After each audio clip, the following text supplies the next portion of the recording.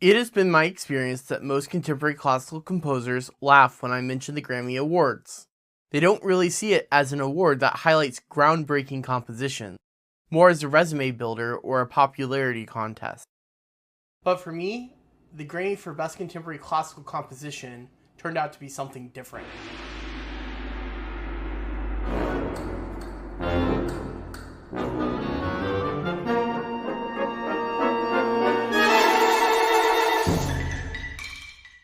In school, I was told by my professors to study the Pulitzer and Grammy winners.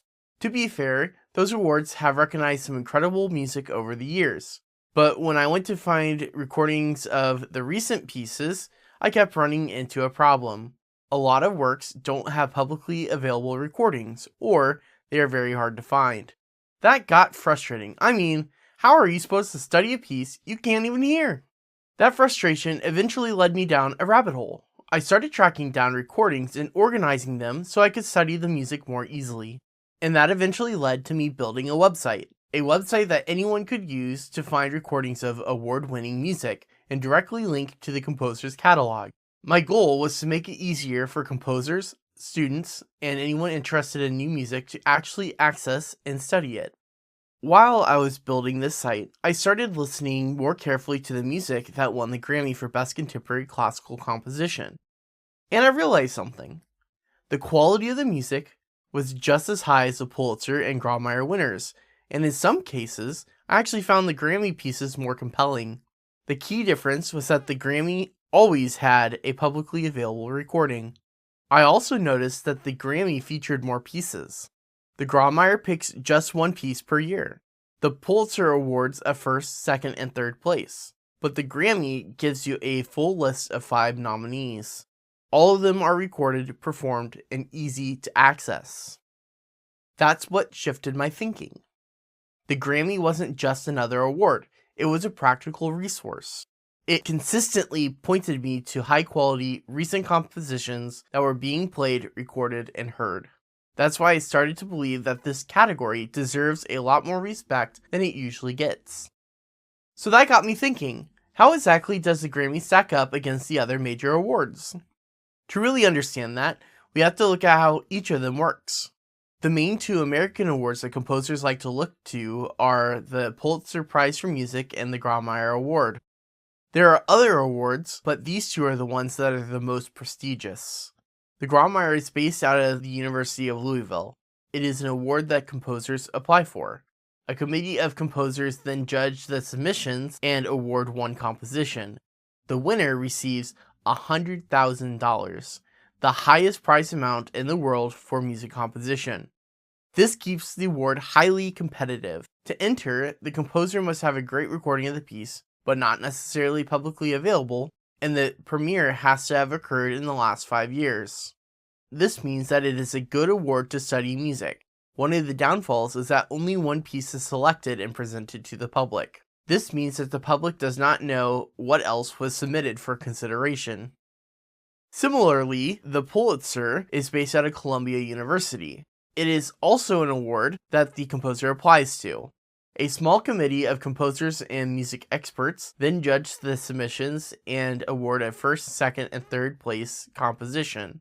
The first place winner receives $15,000, a modest yet significant amount of money. To enter, the composer must have a recording of the piece, of any quality, and the premiere has to have occurred in the last calendar year.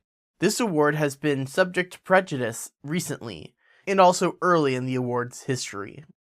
The Grammy, on the other hand, isn't run through a university or foundation. It's run by the Recording Academy. And that difference in structure leads to some important differences in how the award works and what kind of music it tends to recognize. This award is submitted by media companies on behalf of the composers. This leads to a level of vetting before the committees start their job. There are 2 separate committees that then vet the compositions. Each is made up of composers, conductors, and music critics. The first committee gets the pool of compositions down to 5 nominees. The second committee then selects the winner. Because of how many people are involved, it means that it is very difficult for a low-quality composition to become a nominee. There is no prize money involved, but due to the scrutiny, it greatly benefits the career for the nominees and the winner. Due to a media company submitting the award, there is always a publicly available recording. Now, before I go any further, I want to be upfront. The Grammy Awards aren't perfect, and this category definitely has its critics. I have heard plenty of concerns from my composer friends, so let me walk through a few of the most common and explain why I still believe this award matters. Number 1. The Grammys are too commercial or mainstream. Some people think that the Grammys only recognize music that's marketable or built for broad appeal. But if you look at the past winners like Jennifer Higdon's Percussion Concerto, it's hard to call that piece safe or conventional. It's inventive, technically challenging, and deeply original, but also accessible enough to resonate with performers and audiences alike. To me, that balance is part of what makes this category so valuable. 2. The Grammy voting process is opaque and influenced by industry politics. It's true, the inner workings of the Grammy process aren't completely transparent, and some worry that name recognition plays a role. But honestly, that's a challenge across most major awards, including the Pulitzer and the Grammy.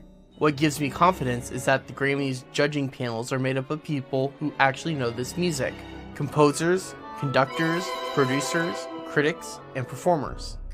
That's how pieces like Mason Bates' Anthology of Fantastic Zoology end up being recognized. These works come from different traditions and push the language of concert music forward. 3. The classical categories are limited and sometimes outdated. I get that. The Grammys have room to grow when it comes to reflecting the full diversity and innovation of today's music. But over the past decade, the Best Contemporary Classical Composition category has evolved. It's increasingly recognizing bold, forward-thinking works and music that engages with contemporary culture in ways that other awards sometimes overlook. Take Mason Bates' The Revolution of Steve Jobs. It blends live electronics with acoustic instruments, explores a complex public figure, and connects with modern audiences, all without sacrificing compositional integrity. It didn't place for the Pulitzer or win the Grammy, but it was nominated for the Grammy, which still says a lot about its impact. Here's the bottom line. The Grammys aren't flawless, because no award is. But this category plays an essential role. It honors music that's not only artistically excellent, but also recorded, shared, and performed. It rewards music that lives in people's ears, not just on the page. And that's why I keep coming back to it. If you ever felt like awards didn't reflect the music you care about, I get it. But this category shows that recognition and innovation can go hand in hand, and it's worth celebrating. Now comes the point where I show why I believe the Grammy Award for Best Contemporary Classical Composition reserves the same regard as the Grammy Award and the Pulitzer Prize. I know that these other awards are missing amazing music that deserves to win. Here are just a few examples of widely recognized compositions that won the Grammy, but not the Pulitzer or the Grammy. In 2019, the Grammy nominated Mason Bates for The Revolution of Steve Jobs, a bold opera that blends live electronics with traditional orchestral forces to tell a deeply human story about innovation, isolation, and legacy. The music doesn't shy away from accessibility. It invites the audience in, but it's also full of sonic experimentation and rich textures.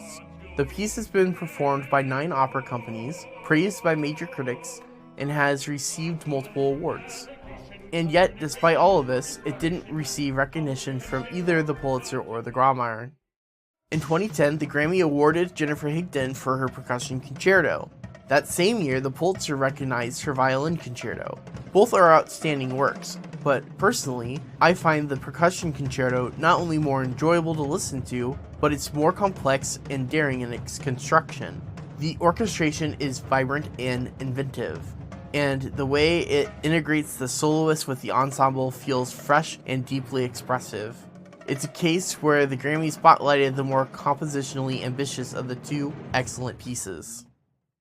In 2008, the Grammy honored Joan Tower's Made in America, a powerful orchestral work written in the shadow of a national crisis. The piece is tightly structured, emotionally resonant, and executed with extraordinary craftsmanship. It speaks to American identity without relying on cliches, and it does so with musical clarity and strength. Despite its significance and quality, neither the Pulitzer nor the Grawemeyer recognized it, a major oversight in my opinion. The work I believe most deserved either the Grawemeyer or the Pulitzer is Rounds by Jessie Montgomery. It won the Grammy Awards in 2024 and has become one of the pieces I return to most often. Maybe it hasn't won the other awards because it's more lyrical and doesn't try to sound self-consciously serious, but that's a strength to me.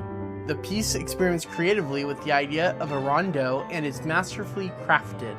The piano writing is highly virtuosic, but the orchestra doesn't merely accompany. It feels like a natural extension of the solo voice.